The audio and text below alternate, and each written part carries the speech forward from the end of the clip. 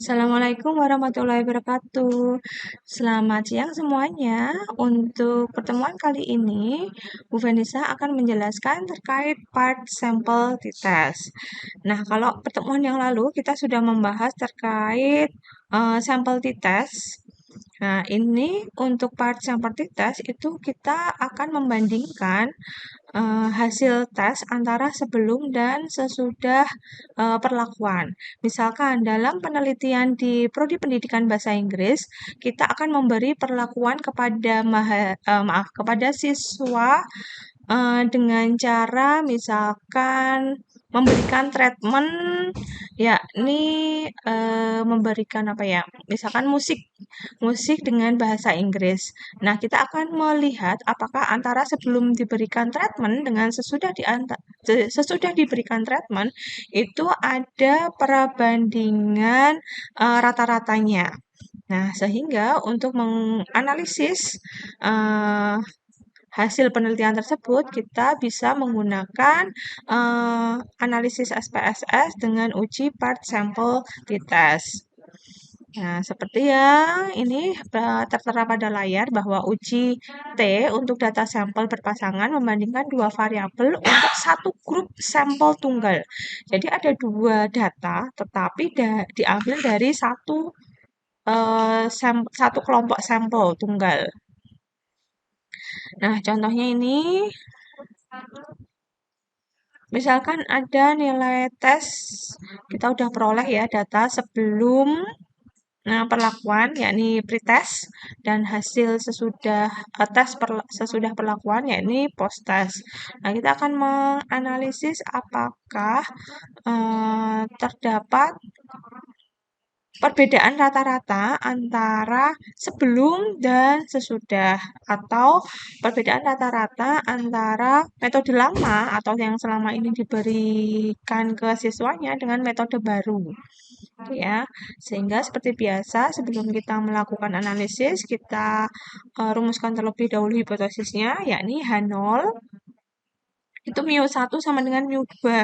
Artinya tidak ada perbedaan antara metode lama dengan metode baru. Atau tidak ada perbedaan rata-rata antara sebelum dan sesudah perlakuan. Untuk H1-nya, mu1 tidak sama dengan mu2. Artinya ada perbedaan antara metode lama dengan metode baru. Atau ada perbedaan antara sebelum diberikan treatment dengan sesudah yang diberikan treatment. Seperti biasa, karena kita penelitiannya adalah pendidikan atau humaniora, maka taraf signifikan yang kita ambil adalah 5%. Kemudian untuk kriteria uji statistiknya itu tolak H0 jika signifikannya kurang dari 5%. Nah, bagaimana cara menganalisis part sampel t-test ini dengan SPSS? Ya, silahkan perhatikan berikut ini. Langkah pertama ketika kita akan menganalisis menggunakan SPSS, caranya kita pindahkan terlebih dahulu datanya yang ada di Excel ke SPSS-nya.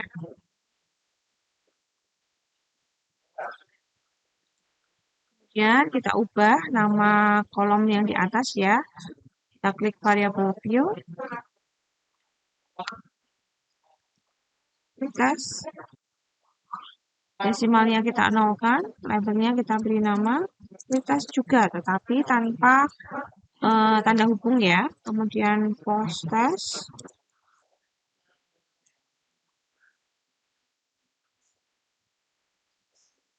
Kemudian desimalnya juga kita nolkan. Dan kita post test.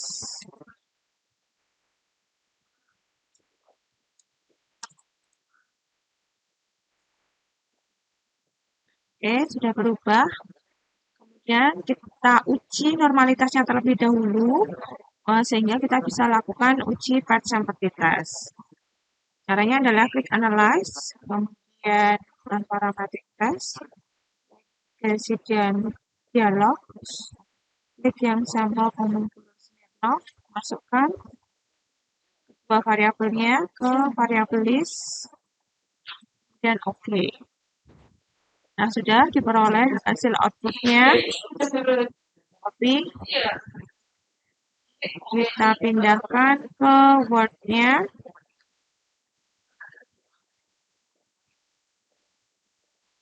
Nah, sudah.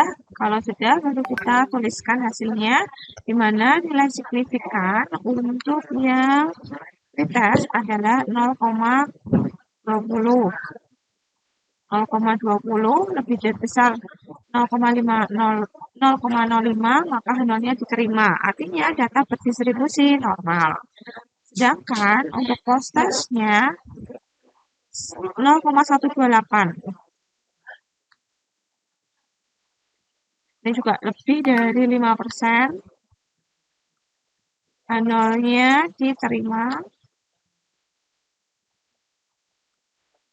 Artinya data berdistribusi normal. Oke, karena data yang sudah kita peroleh adalah normal semuanya, maka kita bisa melakukan analisis untuk tahap berikutnya. Yakni caranya adalah kita kembali ke SPSS-nya, quick analyze, compare means, kemudian pilih yang paired sample retest. Masukkan retestnya di variabel yang pertama, kemudian postasnya di variabel yang kedua. Oke, kemudian caranya adalah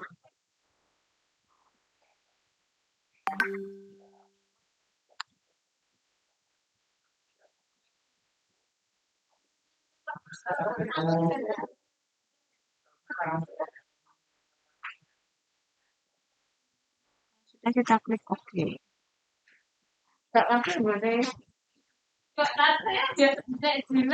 Nah, maka sudah diperoleh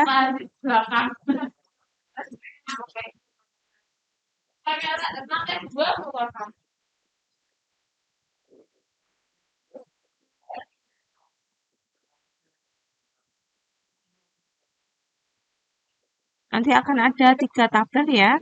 Yakni tabel pertama, paired sample statistik, paired sample korelasi, dan paired sample testnya. Untuk sampel statistik seperti biasa nanti akan ada rata-rata, jumlah sampel, standar deviasi, sama standar error means. Untuk paired sample korelasinya, ini adalah hubungan antara pretest sama post-test. Kemudian untuk paired sample testnya, inilah yang akan kita ambil. Yakni kita melihat nilai signifikansinya di kolom terakhir.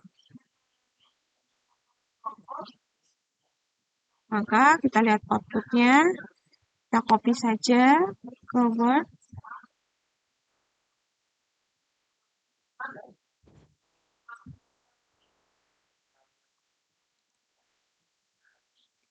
Untuk memudahkan, ini kita geser dulu.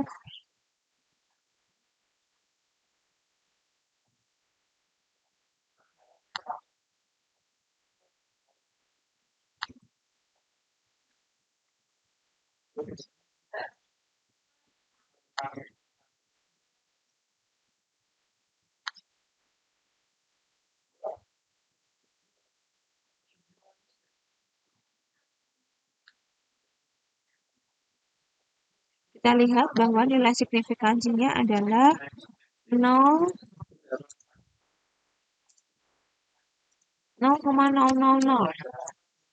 Nah, 0,00 ini adalah kurang dari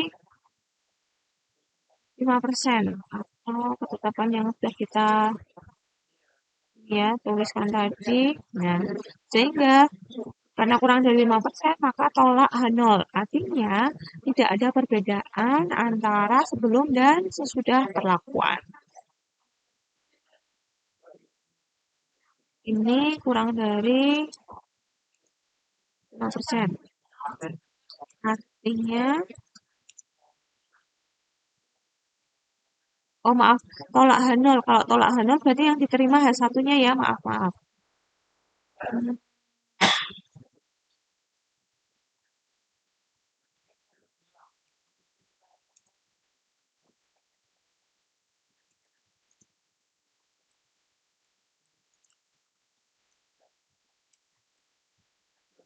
Jadi bisa kita simpulkan terdapat perbedaan rata-rata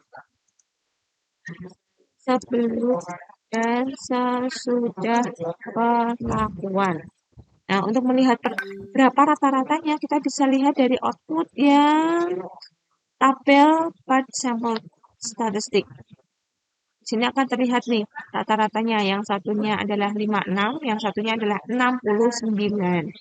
Ini juga bisa terlihat bahwa sebelum itu lebih kecil dibandingkan sesudah.